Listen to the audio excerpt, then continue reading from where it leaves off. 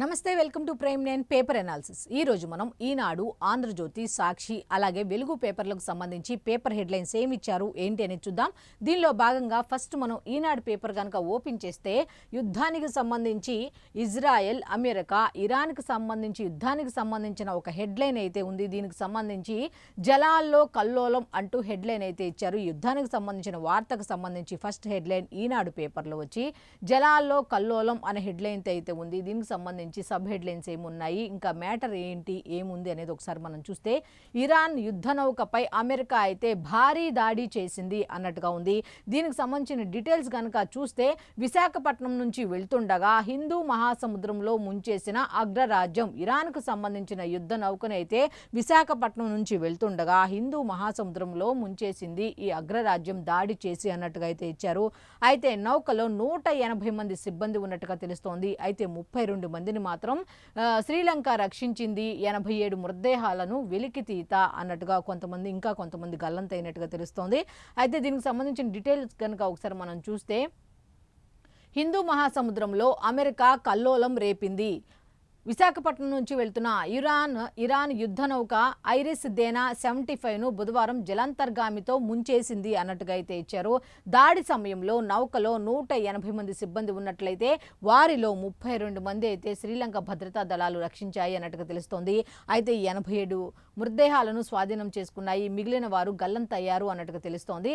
అయితే దాడిని అమెరికా రక్షణ మంత్రి పీట్ హెగ్సెత్ ధృవీకరించారు అన్నట్టుగా తెలుస్తోంది. రెండో ప్రపంచ యుద్ధం తర్వాత శత్రువుపై జరిగిన అతిపెద్ద దాడి ఇదేనంటూ ఆయన కూడా పేర్కొనడం జరిగింది.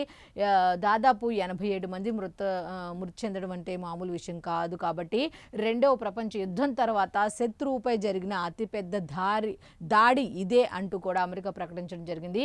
అయితే ఐరిస్ దేనాలో భారీ ఆయుధాలు, భూతల నుంచి గగనతలంలోకి ప్రయోగించే క్షిపణులు, నౌకా రక్షక క్షిపణులు, టోర్పిడోలు, హెలికాప్టర్ ఉన్నాయి అన్నట్టు తెలుస్తోంది. దాంట్లో ఏమేమి ఉన్నాయి ఏంటి అంటే ఈ ఐరిస్ దేనాలో ఏమున్నాయంటే భారీ ఆయుధాలు, అలాగే భూతల నుంచి గగనతలంలోకి ప్రయోగించే క్షిపణులు కూడా ఉన్నట్టుగా తెలుస్తోంది. నౌకా రక్షక క్షిపణులు కూడా ఉన్నాయి, టోర్పిడోలు, హెలికాప్టర్ కూడా ఉన్నాయి దాంట్లో అన్నట్టుగా అయితే ఇచ్చారు.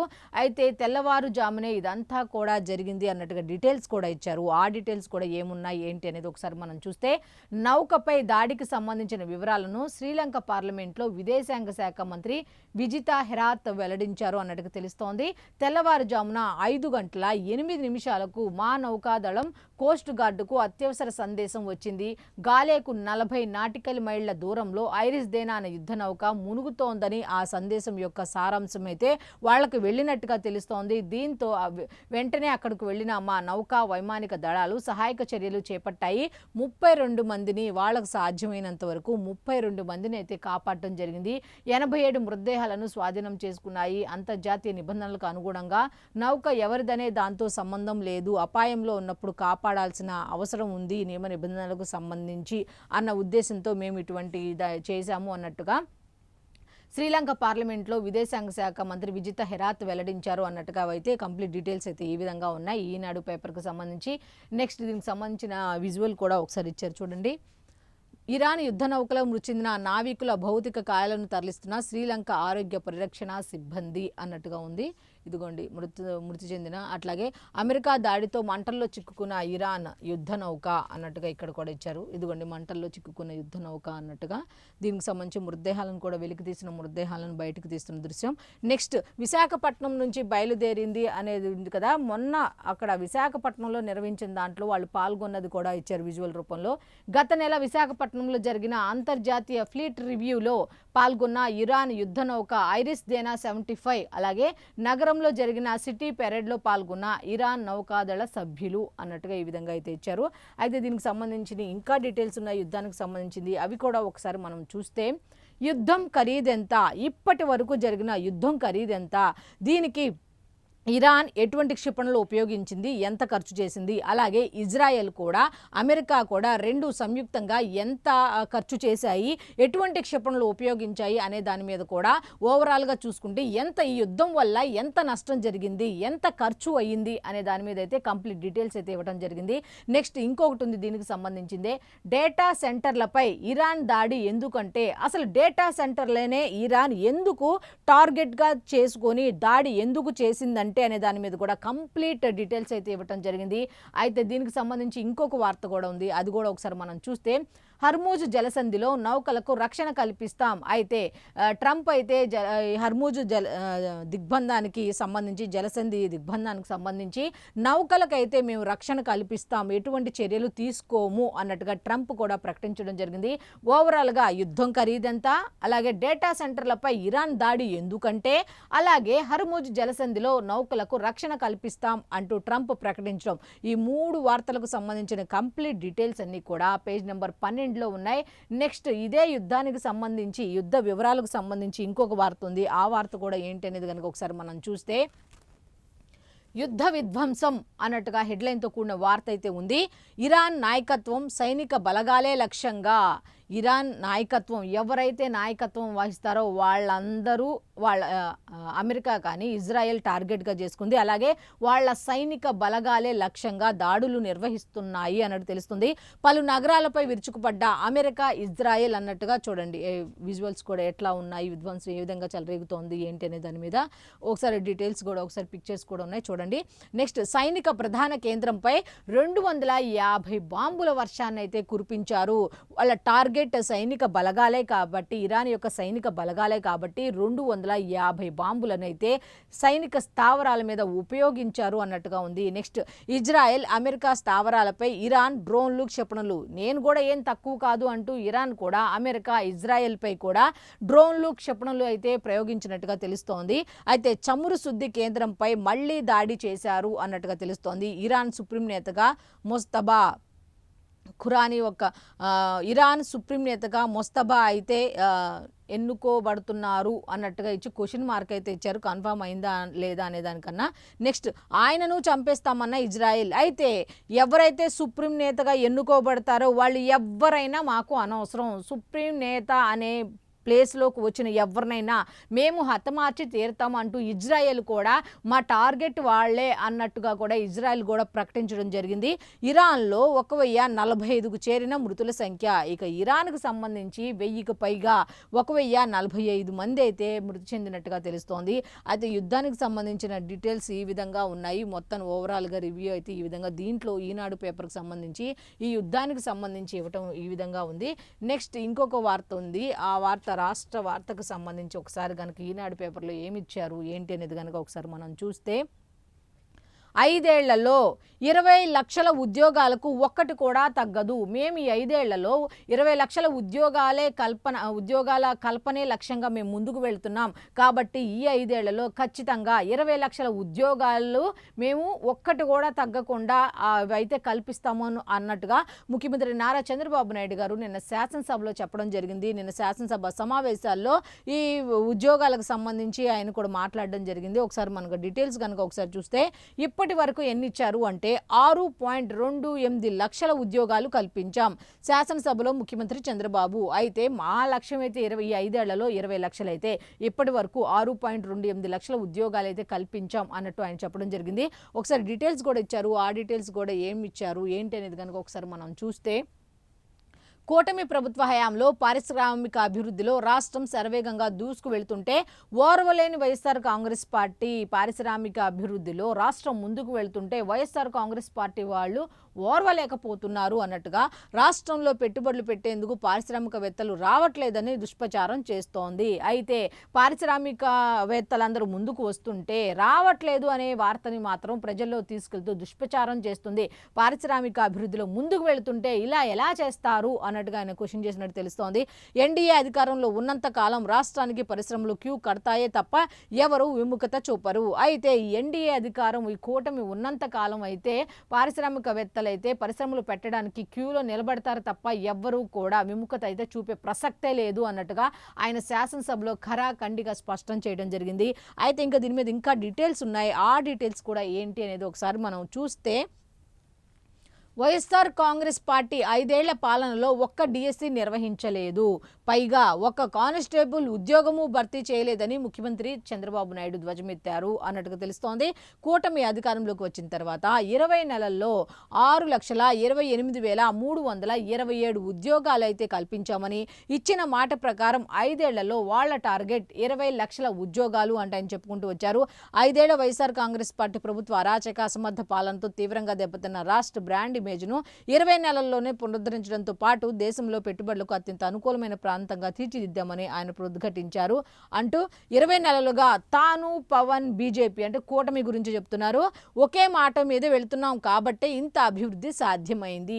వాళ్ళు ఫస్ట్ నుంచి కూడా చెప్తుంది ఏమిటి అంటే అభివృద్ధి, సంక్షేమం 2 కళ్ళుగా భావిస్తున్నాం. ఈ 2 కళ్ళు సాధించడానికి అంటే 2 కళ్ళుగా భావించే ఈ 2 లక్షలు సాధించడానికి కూటమి ఏ విధంగా ఏర్పడిందో అదే విధంగా విభేదాలు లేకుండా ముందుకు వెళితేనే అనుకున్నది అనుకున్నట్టు సాధించగలము అని చెప్పి వాళ్ళు ముగ్గురు చెప్తూనే ఉన్నారు. అదేవిధంగా 3 పార్టీలు కూడా కలిసి ముందుకు వెళ్తున్నాం కాబట్టే 20 నెలల్లో 5 ఏళ్లలో ఏ విధంగా వెనకబడిపోయి ఉందో అలాంటిది మేము పునరుద్ధరించాం, 20 నెలల్లో పునరుద్ధరించాం అంటూ ముగ్గురం, చంద్రబాబు నాయుడు గారు కానీ, పవన్ కళ్యాణ్ గారు కానీ, బీజేపీకి సంబంధించిన వాళ్ళు కూడా ముగ్గురు ఆ విధంగా కలిసి కట్టుగా వెళ్ళటం వల్లే పారిశ్రామిక అభివృద్ధి అయితే ఉన్నంతలో సాధ్యమైంది, ఇంకా అవుతుంది, ఇంకా డెవలప్ చేస్తాము అన్నట్టుగా ఆయన చెప్పుకుంటూ వచ్చారు.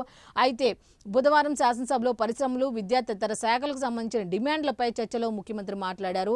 దీనికి సంబంధించిన ప్రధాన అంశాలు ఇవి అన్నట్టుగా కూడా ఇవ్వటం జరిగింది. అయితే నెక్స్ట్ ఇంకొకసారి చూసుకుంటే వైఎస్ఆర్ కాంగ్రెస్ పార్టీ తెచ్చిన నెగిటివ్ ఇమేజ్ని అయితే పోగొట్టాం. అమ్మో ఆంధ్రప్రదేశ్ నుంచి అవును వెళ్ళాలి, ఆంధ్రప్రదేశ్కి పరిశ్రమలు పెట్టాలి, ఇప్పుడు అక్కడ కూటమి ప్రభుత్వం ఉంది కాబట్టి అనే ఆలోచనలోకి మేము తీసుకొచ్చాం. అమ్మో వైఎస్ఆర్ కాంగ్రెస్ పార్టీ ఉందా అని పారిశ్రామికవేత్తలు, పెట్టుబడిదారులు భయపడేవాళ్ళు. ఆ ఇమేజ్ని మేము తీసేసాము, కూటమి వచ్చింది, ఒక బ్రాండ్ ఇమేజ్ని అయితే మేము తీసుకొచ్చాము అన్నట్టుగా ఆయన చెప్పడం జరిగింది. అయితే వైఎస్ఆర్ కాంగ్రెస్ పార్టీ పాలనలో ఏపీకి నెగిటివ్ ఇమేజ్ తెచ్చారు. వారి హయాంలో రాష్ట్రంలో 913 కంపెనీలు మూతపడ్డాయి అన్నట్టుగా, చదువుకున్న యువత ఉద్యోగాలు లేక ఇంకా మిగతా రాష్ట్రాలకు వెళ్ళిపోయారు అన్నట్టుగా, అలాగే గంజాయి, మత్తు పదార్థాలకు బానిసలయ్యారు, మేము వచ్చాక పారిశ్రామిక అభివృద్ధిని, ఉద్యోగాలను గాడిని పెట్టామంటూ వాళ్ళు ఏం చేశారు ఏంటి అనే దాని మీద, ఎన్ని పోస్టులు కల్పించారు ఏంటి అనే దాని మీద కంప్లీట్ డీటెయిల్స్ అయితే నిన్న శాసనసభలో ఆయన చెప్పడం జరిగింది. దీనికి సంబంధించిన ఇంకా కంప్లీట్ డీటెయిల్స్ అన్నీ కూడా పేజ్ నెంబర్ 2లో ఉన్నాయి. నెక్స్ట్ ఇంకొక వార్త ఉంది ఏమిటి అంటే ఇదే శాసనసభలోకి సంబంధించి కల్తీ నెయ్యికి సంబంధించిన ఇష్యూస్ కూడా మాట్లాడారు. అది కూడా ఏమిటి అనేది ఒకసారి మనం చూస్తే, కల్తీ అనేది నిజం, కల్తీ అయితే జరిగింది అయితే మహాపాపం, కల్తీ జరిగింది, ఇది నిజం, అది జరిగింది కూడా మహాపాపం అంటూ హెడ్లైన్తో కూడిన వార్త అయితే ఈ విధంగా ఇచ్చారు. పామోలిన్ ఇతర రసాయనాలతో 20 కోట్ల లడ్డూలు అయితే తయారు చేశారు. పామాయిల్ని యూజ్ చేశారు, ఇతర రసాయనాలతో కలిపి 20 కోట్ల లడ్డూలు తయారు చేసి హిందువుల మనోభావాలతో వీళ్ళు చెలగాటం ఆడారు అన్నట్టుగా ఆయన చెప్పుకుంటూ వచ్చారు. నెక్స్ట్ జంతు కొవ్వు కలిసిందని ఎన్డీడీబీ, సిఏఎల్ఎఫ్ నివేదిక అయితే ఇచ్చాయి అన్నట్టుగా మళ్ళీ గతంలోంచి ఏదైతే చెప్పుకుంటూ వస్తున్నారో అదే చెప్పుకుంటూ వచ్చారు. నెక్స్ట్ లడ్డూ ప్రసాదంలో కల్తీ నెయ్యి వినియోగంపై ప్రభుత్వం నోట్ అన్నట్టుగా ఉంది. అయితే హిందూ సమాజంపై, ఇదంతా చంద్రబాబు నాయుడు గారు అంటే, నెక్స్ట్ హిందూ సమాజంపై జగన్ కక్షపూరితంగా వ్యవహరిస్తున్నారు అంటూ ఆర్థిక శాఖ మంత్రి పయ్యావుల కేశవ్ కూడా మండిపడినట్టుగా తెలుస్తోంది. అయితే దీనికి సంబంధించి ఓవరాల్గా చూసుకుంటే అన్ని కంప్లీట్ డీటెయిల్స్ అన్నీ కూడా అటు మండలిలో కానీ శాసనసభలో కానీ అసలు ఏం జరిగింది ఏంటి అనే దాని మీద కంప్లీట్ డీటెయిల్స్ అన్నీ కూడా పేజ్ నెంబర్ 13లో ఉన్నాయి. నెక్స్ట్ ఇంకొక వార్త ఉంది, ఆ వార్త కూడా ఏంటి అనేది ఒకసారి మనం చూస్తే, కొద్దిమంది అభ్యంతరంతో భూసేకరణ నిలువరించలేం అంటూ వ్యక్తిగత ప్రయోజనాల కన్నా సమాజ హితమే మిన్న గ్రీన్ఫీల్డ్ ఎక్స్ప్రెస్ హైవే భూసేకరణపై హైకోర్టు అయితే స్పష్టత ఇచ్చింది. ఎవరో కొంతమంది చెప్పారు కదని వాళ్ళ అభిప్రాయాలు మేము పరిగణలోకి తీసుకోము, సమాజ హితమే ఇంపార్టెంట్ కాబట్టి అన్నట్టు ఈ గ్రీన్ఫీల్డ్ ఎక్స్ప్రెస్ హైవేకి సంబంధించి హైకోర్టు అయితే స్పష్టం చేసింది. భూ యజమానుల పిటిషన్లు కొట్టివేసింది అన్నట్టుగా హెడ్లైన్, సబ్ హెడ్లైన్కి సంబంధించిన వార్త అయితే ఈ విధంగా ఉంది. ఇక డీటెయిల్స్ కూడా ఇచ్చారు. ఆ డీటెయిల్స్ కూడా ఏమిటి అనేది ఒకసారి మనం చూస్తే, జాతీయ రహదారుల భూసేకరణకు ఎక్కువ మంది యజమానులు సానుకూలంగా ఉండి కొద్దిమంది అభ్యంతరం చెబుతున్నారన్న కారణంతో మొత్తం ప్రక్రియను నిలువరించలేమని హైకోర్టు తేల్చి చెప్పింది. అయితే ఒకవేళ 10 మంది ఉన్నారనుకోండి, 10 మందిలో 7 మెంబర్స్ కానీ 8 మెంబర్స్ కానీ ఓకే చెప్పి మిగతా ఒక ఇద్దరు కనుక నాట్ ఓకే చెప్తే అట్లా ఎలా చెప్తాము? ఎక్కువ మంది దేన్ని కోరుకుంటున్నారో దానికి మాత్రమే కదా ప్రాధాన్యం ఇస్తాము అన్నట్టుగా హైకోర్టు కూడా స్పష్టం చేసినట్టు తెలుస్తోంది. ఈ వ్యక్తిగత ప్రయోజనాలు ప్రజా ప్రయోజనం మధ్య సంఘర్షణ తలెత్తినప్పుడు సమాజ హితానికే పెద్దపీట వేయాలని స్పష్టం చేసింది. అయితే వీళ్ళు దేనికైతే ఓకే చెప్పారో, ఎక్కువ మంది ఓకే చెప్పారో అది సమాజ హితమైతే దానికే సపోర్ట్ ఇస్తామన్నట్టుగా. అయితే భూసేకరణ ప్రకటనలో భూ యజమానుల పేర్లను ప్రచురించాల్సిన అవసరం లేదని, భూముల వివరాలను సంక్షిప్తంగా పేర్కొంటే చాలని తెలిపింది. నోటిఫికేషన్ వివరాలను 2 స్థానిక పత్రికల్లో ప్రచురిస్తే అన్నట్టుగా దీనికి సంబంధించిన కంప్లీట్ డీటెయిల్స్ అన్ని కూడా హైకోర్టు ఇంకా ఏమనింది ఏంటి అనే దాని మీద కంప్లీట్ డీటెయిల్స్ అయితే ఇచ్చారు. దీనికి సంబంధించి పేజ్ నెంబర్ 3 ఈనాడుకు సంబంధించి పేజ్ నెంబర్ 3లో అయితే కంప్లీట్ డీటెయిల్స్ అయితే ఇవ్వటం జరిగింది. నెక్స్ట్ ఇంకొక వార్త ఉంది. ఆ వార్త కూడా ఏమిటి అనేది ఒక్కసారి మనం చూస్తే,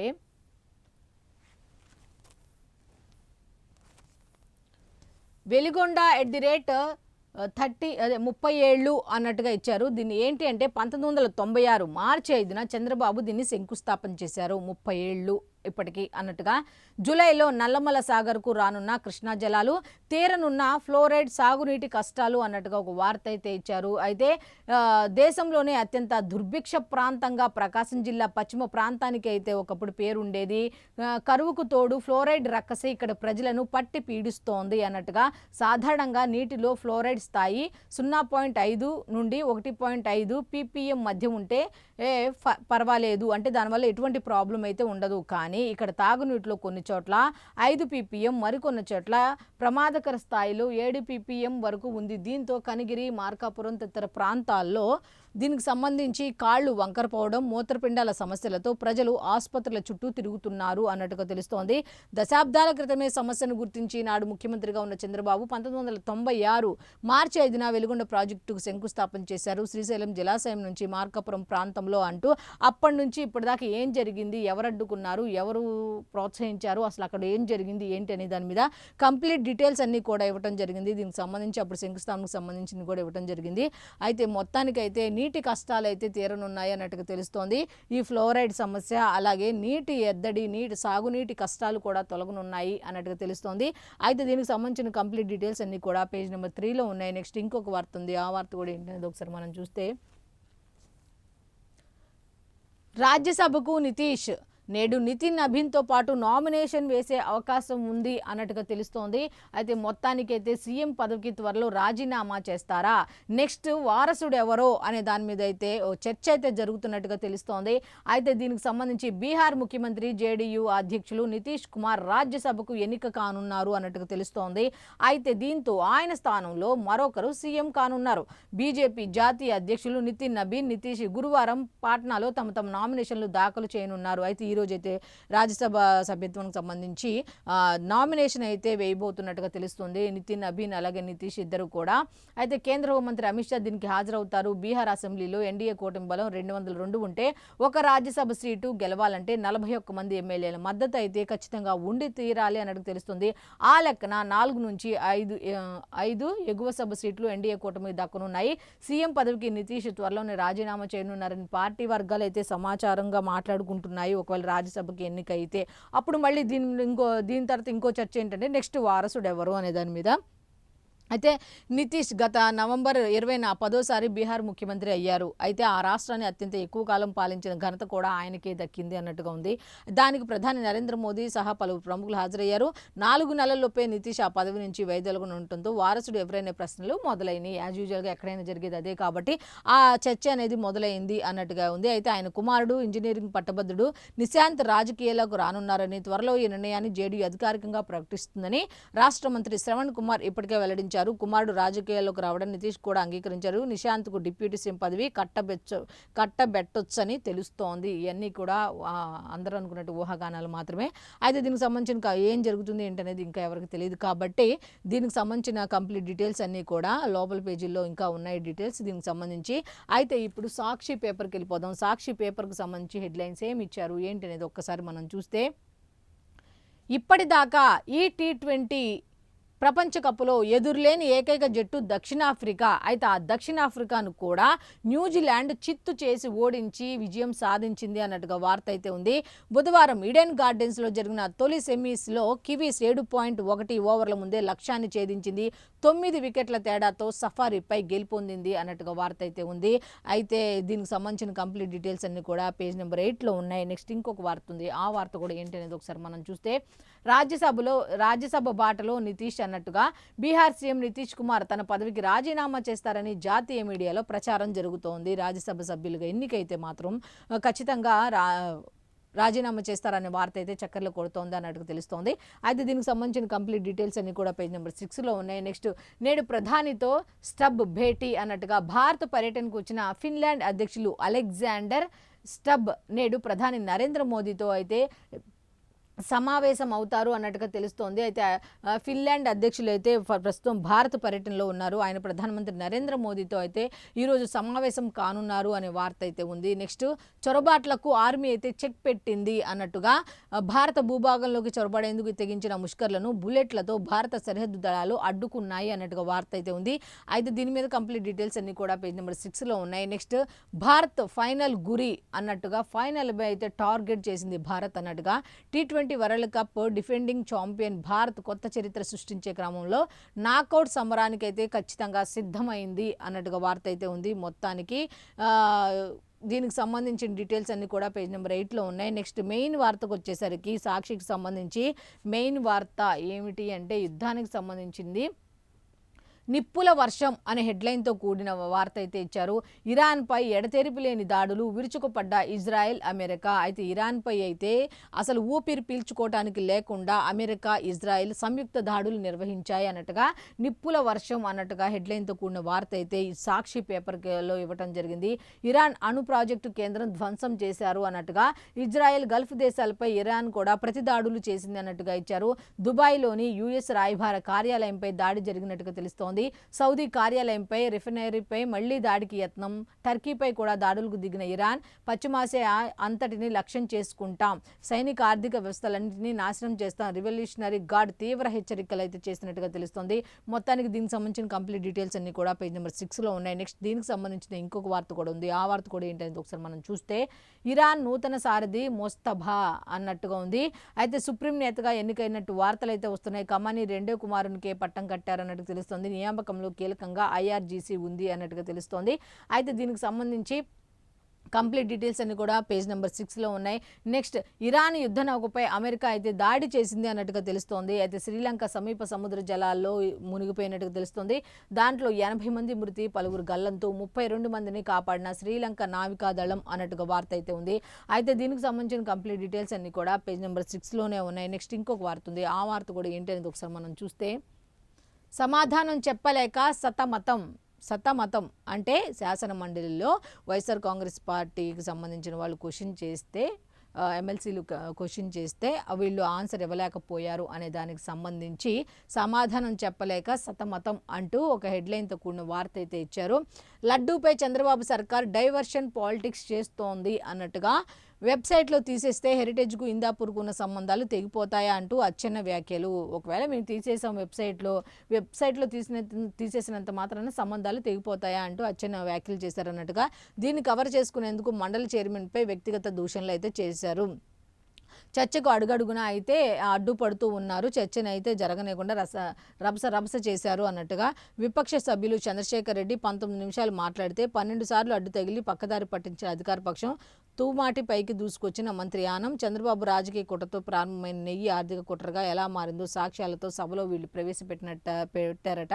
కానీ వాళ్ళు పెట్టనివ్వకుండా అడ్డుపడ్డారు అన్నట్టుగా, మొత్తానికి అయితే నిన్న మండలిలో కూడా రసాభాస జరిగింది, రభస చేశారు అన్నట్టుగా వార్త అయితే ఇచ్చారు. అయితే దీనికి సంబంధించి కంప్లీట్ డీటెయిల్స్ కూడా లోపల ఉన్నాయి. అచ్చోసిన మత విద్వేషం చూడండి, ఎలాంటి అచ్చెన్నాయుడు అచ్చోసిన అని ఎవరిని అంటాం, ఆ మాట విధానం, ఆ పదజాలం చూశారు కదా, అచ్చోసిన మత విద్వేషం అన్నట్టుగా. అయితే దీనికి సంబంధించిన కంప్లీట్ డీటెయిల్స్ హెడ్లైన్ ఈ విధంగా ఇచ్చారు. కంప్లీట్ డీటెయిల్స్ పేజ్ నెంబర్ 2లో ఉన్నాయి. నెక్స్ట్ మండలి చైర్మన్పై మంత్రులు, టీడీపీ ఎమ్మెల్సీల ప్రవర్తన అవమానకరం. చైర్మన్ని అవమానించారు మంత్రులు కానీ, మన టీడీపీ ఎమ్మెల్సీలు కానీ అనుచితంగా వ్యవహరించారు, కరెక్ట్గా వ్యవహరించలేదు, ఆయన్ని గౌరవపరిచారు అన్నట్టుగా వార్త అయితే ఇచ్చారు స్పెషల్గా.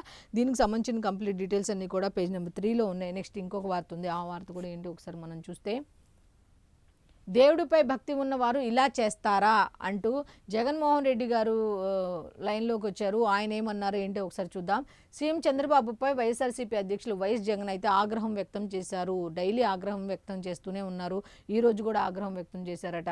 టీటీడీ చైర్మన్ పదవిలో నిష్కళంక వ్యక్తిత్వం, అచంచల భక్తి, నిబద్ధత, నిష్ట కలిగిన వారే ఉండాలి. మరి గతంలో ఉన్న వాళ్ళు ఇలాంటి వాళ్ళేనా అని చాలామంది అనుకుంటున్నమాట. అయితే ప్రస్తుతం గురించి మాట్లాడుకుందాం. ఆయన ఏమన్నారు అనే దాని మీద మాట్లాడుకుందాం. టీటీడీ చైర్మన్ పదవిలో నిష్కళంక వ్యక్తిత్వం, అచంచల భక్తి, నిబద్ధత, నిష్ట కలిగిన వారే ఉండాలి. పవిత్రమైన స్థానాన్ని చంద్రబాబు స్వార్థ రాజకీయాలకు వేదికగా మార్చారు. తెలిసి కూడా ఆరోపణలున్న వ్యక్తిని టీటీడీ చైర్మన్గా నియమించారు. ఆలయ ప్రతిష్ట పవిత్రతను కాల రాశారు అంటుగా జగన్మోహన్ రెడ్డి గారు ఫైర్ అయినట్టుగా తెలుస్తుంది. టీటీడీ నిర్వహణలో చంద్రబాబు సర్కారు తీరును ఎండగట్టిన వైఎస్ జగన్మోహన్ రెడ్డి. ఇంకా ఆయన ఏమన్నారు ఏంటి అనేది కంప్లీట్ డీటెయిల్స్ లోపల ఉన్నాయి. నెక్స్ట్ ఇంకొక వార్త, వేట్లపాలెం ఘటనలో ఆగని మరణాలు అంటూ నిజంగా రోజుకు రోజు సంఖ్య పెరుగుతూనే ఉంది. 26కు చేరిన మృతుల సంఖ్య. కాకినాడ ప్రభుత్వ ఆసుపత్రిలో 3 మృతి, చికిత్స పొందుతున్న మరో 3 పరిస్థితి ఆందోళనకరం అన్నట్టుగా. నిజంగా ఇది రోజు రోజుకి ఇది ఆగేటట్టుగా లేదు. పాపం ఎంత నరకం అనుభవించి కూడా చివరికి ప్రాణాలు వదిలేసుకోవాల్సిన పరిస్థితి అయితే వచ్చింది. మృతుల సంఖ్య అయితే పెరుగుతూ వస్తున్నట్టుగా తెలుస్తోంది. అయితే దీనికి సంబంధించిన కంప్లీట్ డీటెయిల్స్ అన్ని కూడా పేజ్ నెంబర్ 3లో ఉన్నాయి. నెక్స్ట్, రాధికకు ఇన్ని రాయితీలా అంటూ ఒక హెడ్లైన్తో కూడిన వార్త అయితే ఉంది. విజయనగరంలో private oil farm processing unit అయితే ఉంది. దీనికి సంబంధించి బాబు సర్కార్ బంపర్ ఆఫర్ అయితే ఇచ్చింది. 240 కోట్ల యూనిట్కి 95.98 కోట్ల లబ్ధి చేకూరింది. ప్రభుత్వానికి వాటా లేదు, రాబడి లేదు. ప్రభుత్వానికి ఏమన్నా వాటా ఇస్తున్నారంటే అది లేదు, రాబడి లేదు. ఎందుకు ఇచ్చినట్టు అన్నట్టుగా వీళ్ళు క్వశ్చన్ చేసినట్టుగా ఒక వార్త అయితే ఉంది. అయితే దీనికి సంబంధించిన కంప్లీట్ డీటెయిల్స్ పేజ్ నెంబర్ 14లో ఉన్నాయి. నెక్స్ట్, వేడుకగా విరోష్ రిసెప్షన్ అన్నట్టుగా మొత్తానికి రిసెప్షన్ కూడా నిన్న కంప్లీట్ అయింది. ప్రముఖ నటులు విజయ్ దేవరకొండ, రష్మిక వివాహ రిసెప్షన్ బుధవారం హైదరాబాద్లోని తాజ్ కృష్ణలో ఘనంగా జరిగిందన్నట్టు తెలుస్తుంది. ఈ కార్యక్రమానికి పలువురు సినీ రాజకీయ ప్రముఖులు హాజరై నూతన వధూవరులను ఆశీర్వదించారు అన్నట్టుగా రిసెప్షన్ కూడా చాలా ఘనంగా జరిగిందన్నట్టుగా వార్త అయితే ఇచ్చారు. నెక్స్ట్ లాస్ట్ వార్త, నేలవాలిన అరటి ధర అన్నట్టుగా ఉంది. టన్ను 5,000కు పడిపోయిన వైనాన్ని అయితే చూడాల్సి వస్తుంది. దిక్కుతోచని అరటి రైతులు స్పందించిన చంద్రబాబు ప్రభుత్వం పట్టించుకోలేని అన్నట్టుగా ఉంది. రాయలసీమ జిల్లాలో 96,000 ఎకరాల్లో సాగు చేశారట.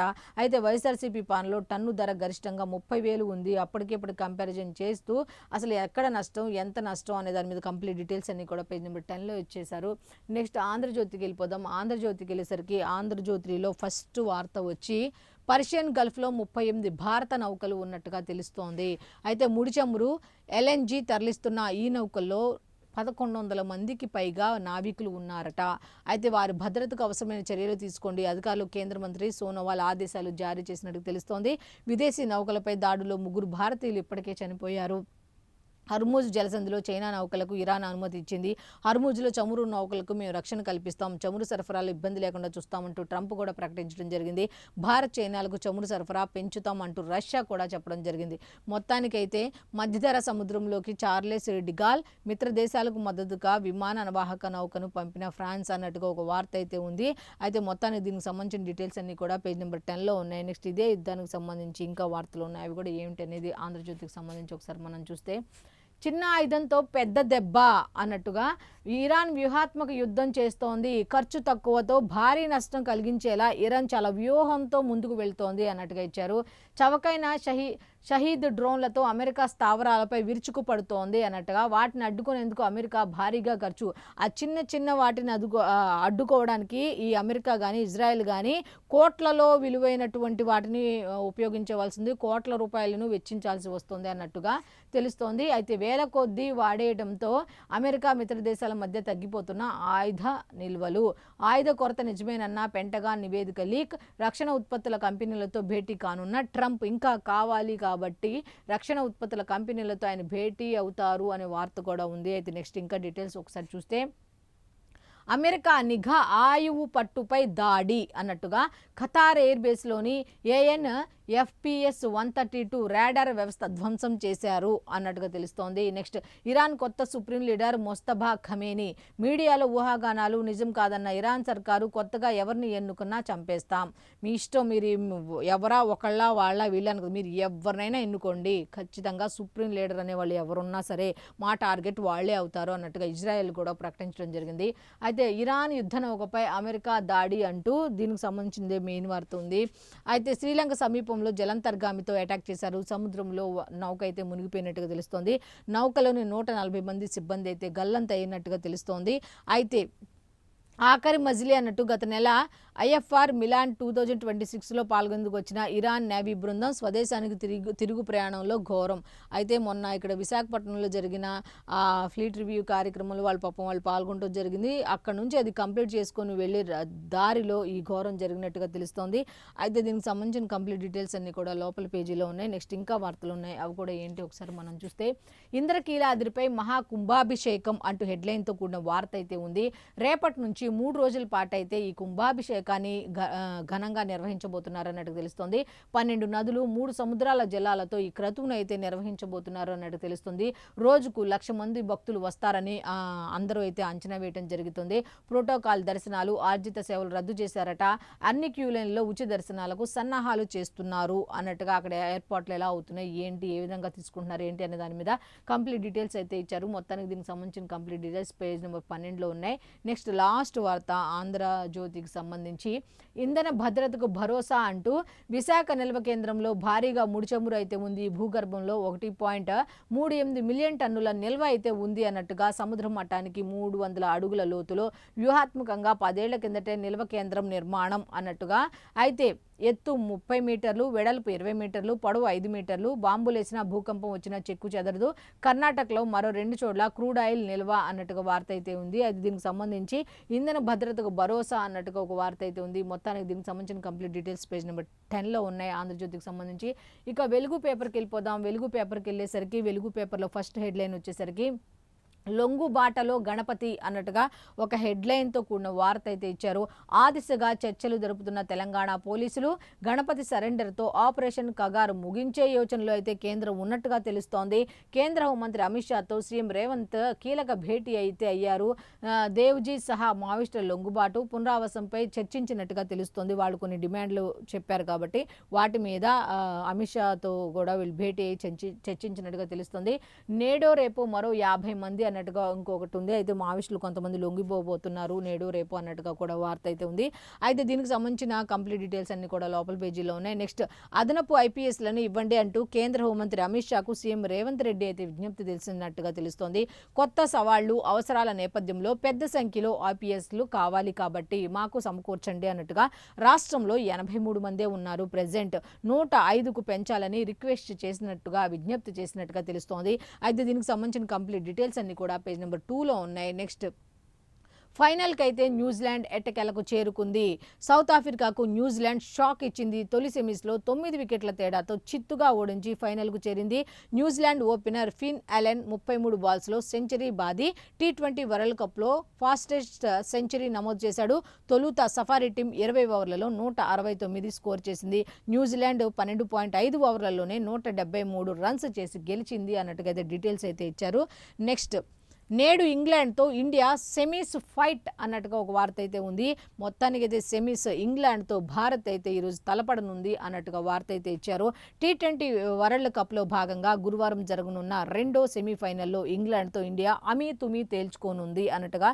అయితే గత 2 వరల్డ్ కప్ సెమీఫైనల్స్లోనూ ఈ 2 జట్లే తలపడగా ముచ్చటగా మూడోసారి కూడా అదే జట్టు అయితే ఈ క్లాసిక్ పోరు రిపీట్ అవుతున్నది అన్నట్టుగా తెలుస్తోంది.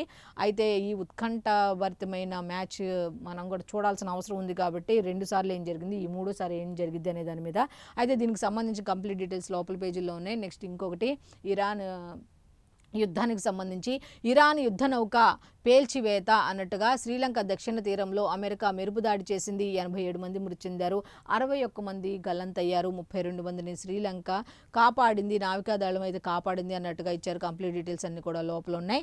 నెక్స్ట్ ఇంకొక వార్త, పూటకు ఐఏఎస్ ఐపీఎస్లను మార్చడం ఏంటి అంటూ రేవంత్కు పాలనపై పట్టు రావట్లేదు అంటూ హరీష్ రావు సూచించినట్టుగా తెలుస్తోంది. అయితే సగటున 6 నుంచి 8 నెలలకోసారి హెచ్ఓడీలను మారుస్తున్నారు, ఇది కరెక్ట్ కాదు అంటూ కూడా హరీష్ రావు మాట్లాడడం జరిగింది. నెక్స్ట్ దీనికి సంబంధించి తెలంగాణకు సంబంధించి ఇంకొక వార్త వెలుగు పేపర్లో ఏంటి అంటే, సింగూరుకు తొందరగా రిపేర్లు చేయండి అంటూ ఎన్డీఎస్ఏ నిబంధనల మేరకు పనులు జరగాలి అంటూ మంత్రి ఉత్తమ్ కుమార్ కూడా ఆదేశాలు ఇవ్వడం జరిగింది. జూన్ 26లోగా ప్రాజెక్టు కెనాల్స్ లైనింగ్ పనులు పూర్తి చేయాలి అంటూ ములుగు జిల్లాలో ప్రాజెక్టుల భూసేకరణకు 15 రోజుల్లో అంచనాలు ఇవ్వాలని కోరడం జరిగింది. అయితే దీనికి సంబంధించిన కంప్లీట్ డీటెయిల్స్ లోపల పేజీలో ఉన్నాయి. నెక్స్ట్ ఇంకొక వార్త ఉంది. జీహెచ్ఎంసీ అప్పుల చెల్లింపునకు సర్కార్ అయితే రెడీగా ఉంది అన్నట్టు ఒక వార్త అయితే ఇచ్చారు. కొత్త కార్పొరేషన్లకు అప్పుల పంపకానికి 4,876 కోట్లు చెల్లించనున్న ప్రభుత్వం అంటూ ఒక వార్త ఉంది. కంప్లీట్ డీటెయిల్స్ లోపల ఉన్నాయి. నెక్స్ట్ వాట్సాప్లో 10th హాల్ టికెట్లు ఉన్నాయి, నేటి నుంచి వెబ్సైట్లో అందుబాటులో ఉన్నాయి అన్నట్టుగా. అయితే తొలిసారిగా అమలు చేయనున్న ఎస్ఎస్సి బోర్డు సెంటర్ తెలిసేలా హాల్ టికెట్లపై క్యూఆర్ కోడ్ కూడా ఉంది అన్నట్టుగా తెలుస్తోంది. ఈ నెల 14 నుంచి ఏప్రిల్ 16 దాకా ఎగ్జామ్స్ హాజరు కానున్న 5.28 లక్షల మంది విద్యార్థులు అంటూ 10th పరీక్షలకు సంబంధించిన డీటెయిల్స్ అన్ని కూడా ఇచ్చారు. దీనికి సంబంధించి లోపలనే కంప్లీట్ డీటెయిల్స్ కూడా. అయితే ఇక లాస్ట్ వార్త వచ్చి, మండలి బిల్డింగ్ ఇక కొత్తగా అంటూ పూర్తయిన రెనోవేషన్ పనులు 8న ప్రారంభించనున్న సీఎం అంటూ బడ్జెట్ సమావేశాలు అందులోనే అంటూ కౌన్సిల్ చైర్మన్ గుత్తా చెప్పినట్టుగా తెలుస్తోంది. 30 కోట్లతో ఏడాదిన్నరలో కొత్త రూపు అన్నట్టుగా తెలుస్తోంది. అయితే మొత్తానికి బడ్జెట్ సెషన్ తర్వాత పార్లమెంట్ తరహాలో సెంట్రల్ హాల్ పనులు ప్రారంభిస్తామంటూ ఆయన వెల్లడించడం జరిగింది. మొత్తానికి ఇప్పుడు దాకా మనం ఈనాడు, ఆంధ్రజ్యోతి, సాక్షి అలాగే వెలుగు పేపర్లకు సంబంధించి పేపర్ హెడ్లైన్స్ ఏంటి ఏమున్నాయని చూసాం కదా. సో ఇది ఈనాటి పేపర్ అనాలిసిస్. మళ్ళీ రేపటి అనాలిసిస్లో కలుద్దాం. అంతవరకు సెలవు, నమస్కారం.